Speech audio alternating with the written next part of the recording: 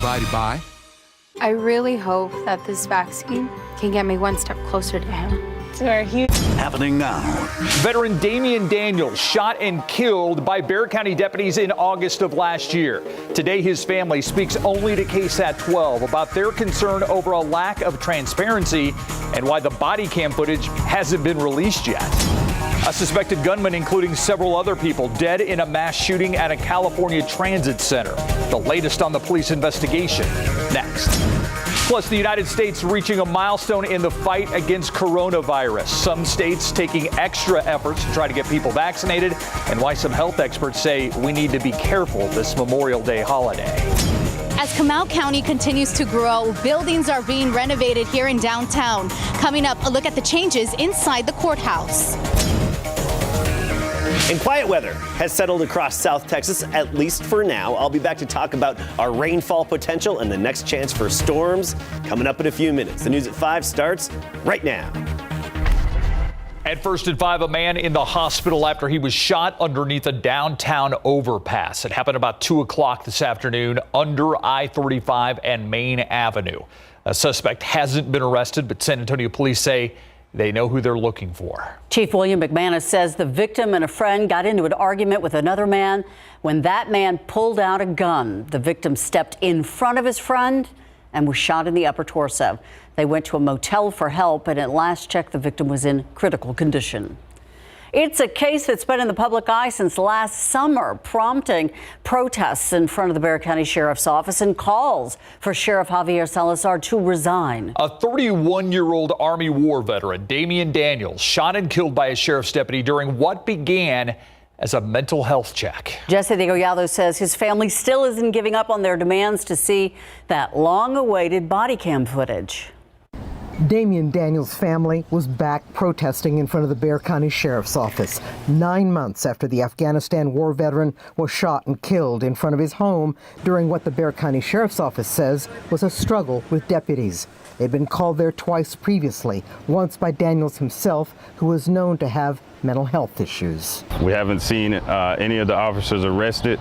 We haven't seen any of the officers fired. Nor has the family seen the body cam footage, only still photos. They say those aren't good enough. They need to see the video. It'll show that Sheriff Salazar is being true to his word for transparency. Instead, they claim Sheriff Javier Salazar is actually trying to block its release by first running it by the Texas Attorney General's office. He said that he doesn't want to hurt the family any more than they already have, but he has not spoken with the family. The Daniels also say their attorney has advised against speaking to the sheriff. Their priority, they say, remains Salazar releasing the body cam footage so that they and the public can see for themselves what happened that day. We just want you to do the right thing. Jesse Degollado, KSAT 12 News. In a statement, Sheriff Javier Salazar repeated what he has said before. Quote, the video will be released when doing so will not jeopardize ongoing legal proceedings. Our investigators are willing and able to answer any questions they may have, end quote. In the meantime, the sheriff says his office is awaiting word from the district attorney regarding what else may be needed before the case goes to the grand jury. A gunman who opened fire on colleagues in a California transit center before taking his own life this morning has been identified. His name is Samuel Cassidy, and authorities say that he had multiple weapons. ABC's Morgan Norwood has the latest. Tonight, another mass shooting in America. The latest tragedy happening at a transit center in San Jose, California. Shooter is on the 3rd floor. Still another active shot heard. Authorities saying an employee, Samuel Cassidy, stormed into the Santa Clara Valley Transit rail yard, killing 8 of his VTA colleagues. Law enforcement now concerned about possible explosives at the shooting location. We received information that there are explosive devices that are located inside the building. That being said, we activated our bomb squad, which is currently out on scene. Officials also announcing a possible second location, the scene of a fire that may be related to this deadly attack. It is a fairly sizable crime scene and is going to take a while to process. So I would ask everybody's patience. The shooting reported early Wednesday morning at the VTA hub and maintenance yard where trains are stored.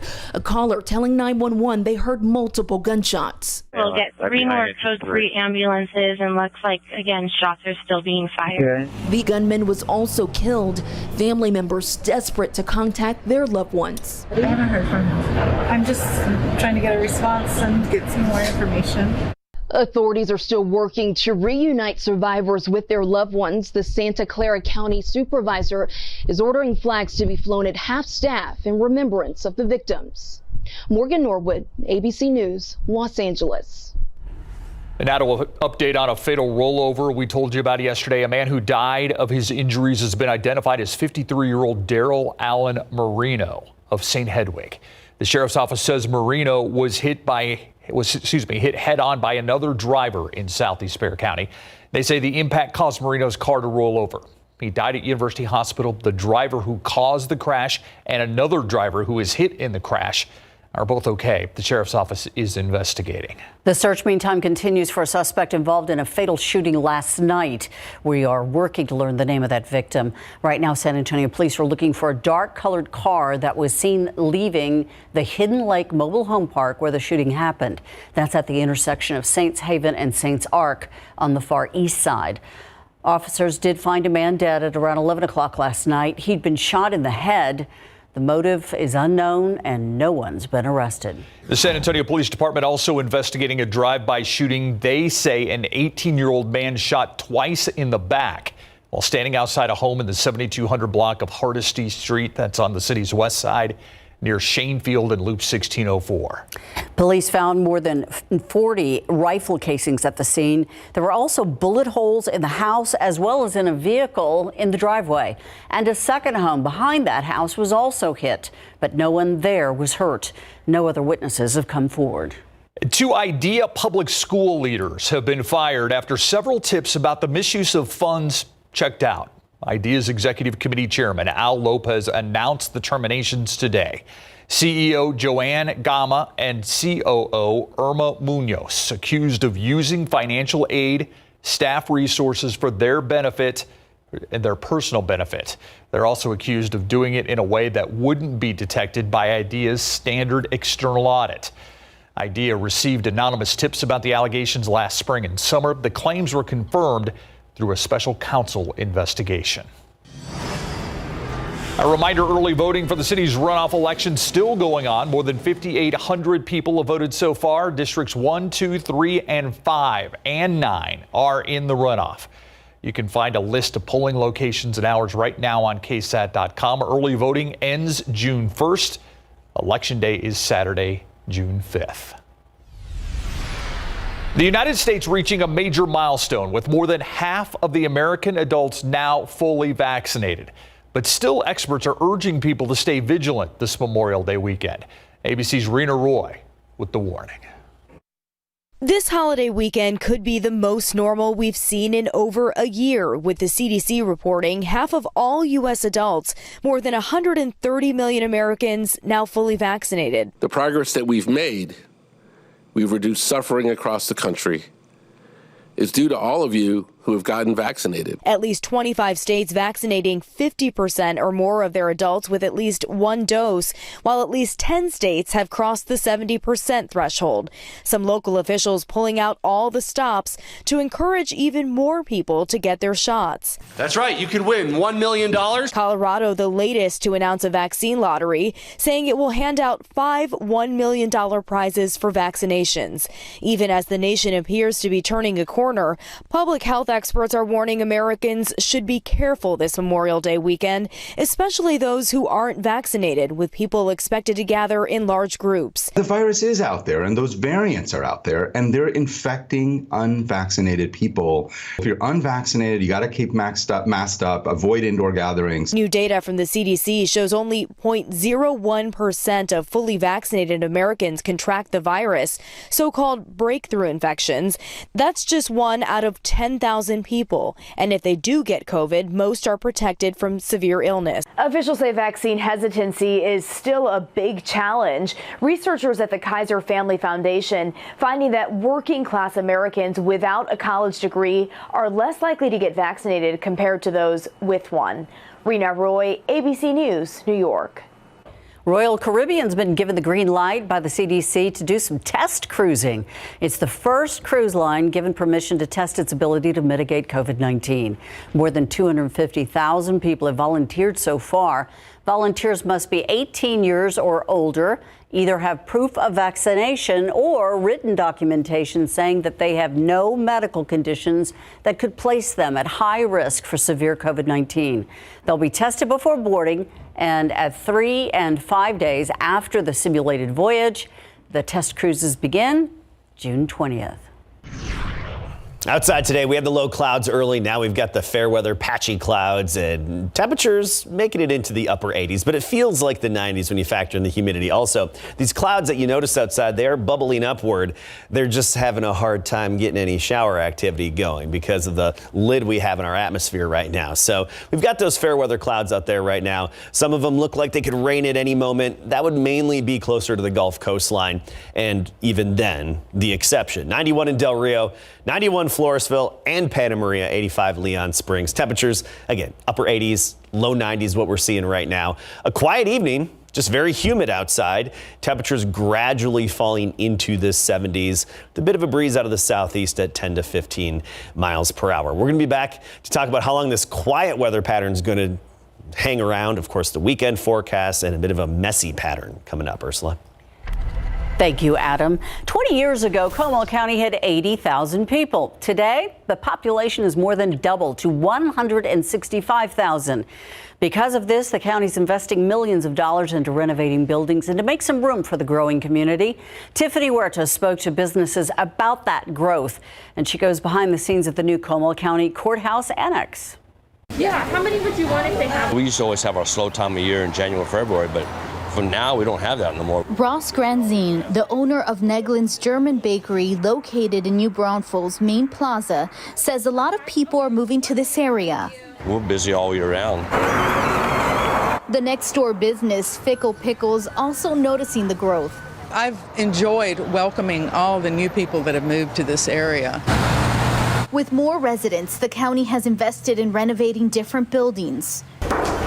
How do you feel being inside here? It's very different. Comal County Judge Sherman Krause shows us inside the courthouse annex. So this is one of our new district courtrooms. We obviously have the gallery area here, which I believe it will accommodate up to about 80 people.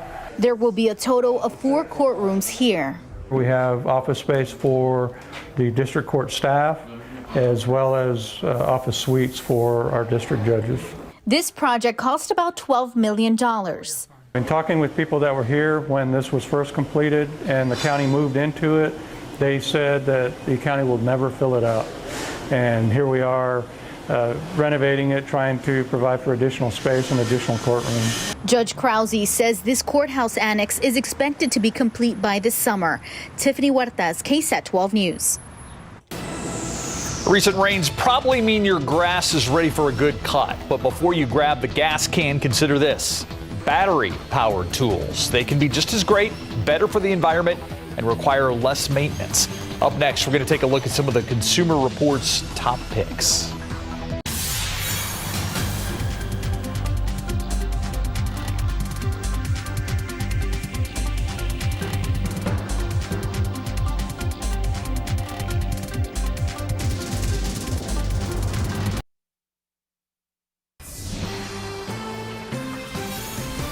With so much rain lately, chances are your lawn needs mowing. If you've been thinking about upgrading the outdoor power tools, well, there's more reason than ever to go with battery power.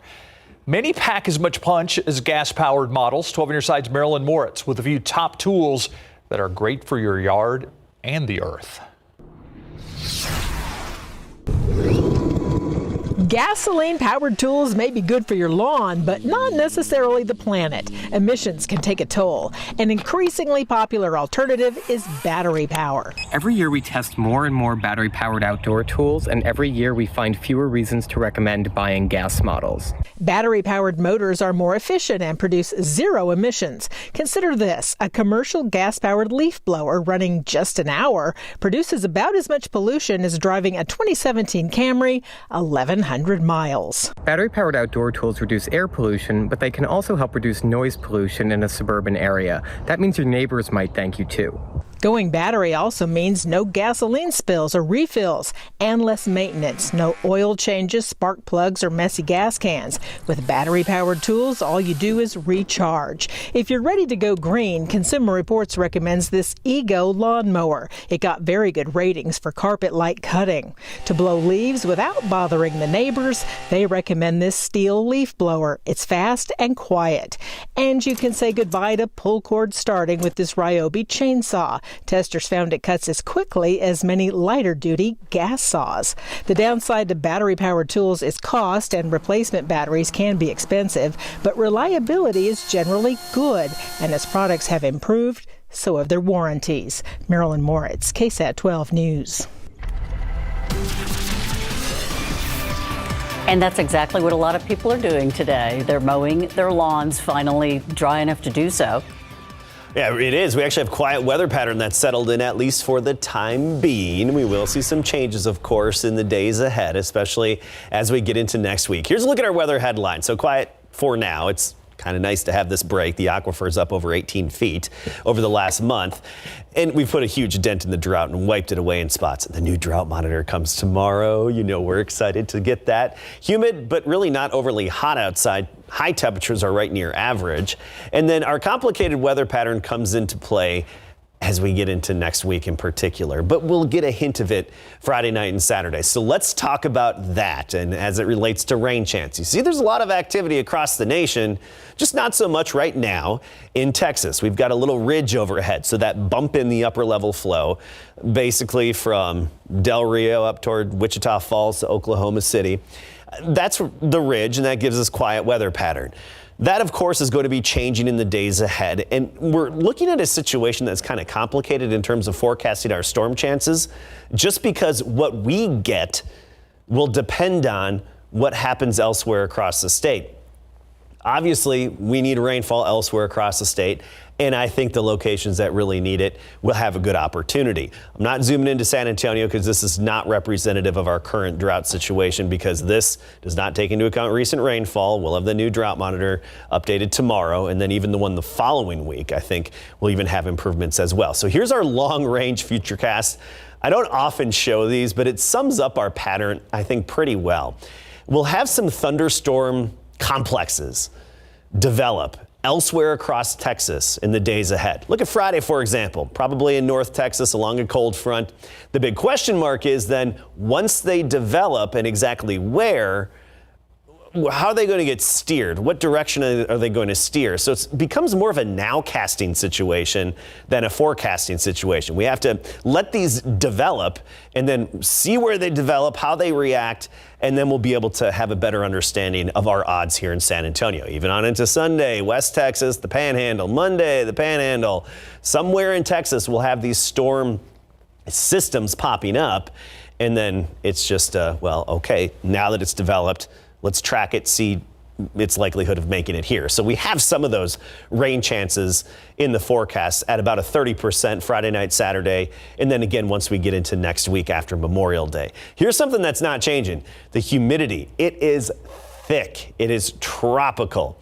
Dew points 75 Kennedy and Pleasanton, 72 here in San Antonio. We are in the oppressive category for sure. And air temperatures upper 80s. Around town, you get farther to the west, low 90s, but it feels like it's about 4 or 5 degrees warmer when you factor in that humidity. Carrizo Springs, 95, Laredo at 98, meanwhile 88 here in San Antonio.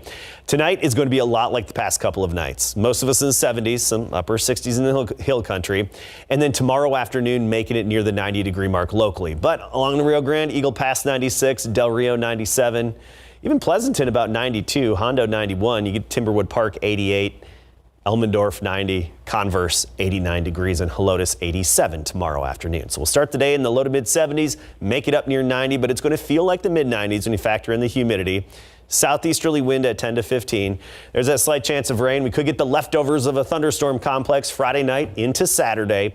Otherwise, we'll have other opportunities for some of those leftovers as we get into next week. I think that's the best way to put it for that weather pattern. We just get the leftover rain that develops elsewhere in Texas. You guys can finally take a little break. It's been a long time since we saw a forecast like this. Yeah, let our lawns dry out. All right, how far were the New England Patriots allegedly willing to go to shut down to that so-called Spygate? This was an explosive report released today involving not just a U.S. senator, but also Donald Trump before he was the president of the United States. What did they have to say about that? We'll let you know what their report is revealing today. And what is Jalen Smith's role going forward? Coming up.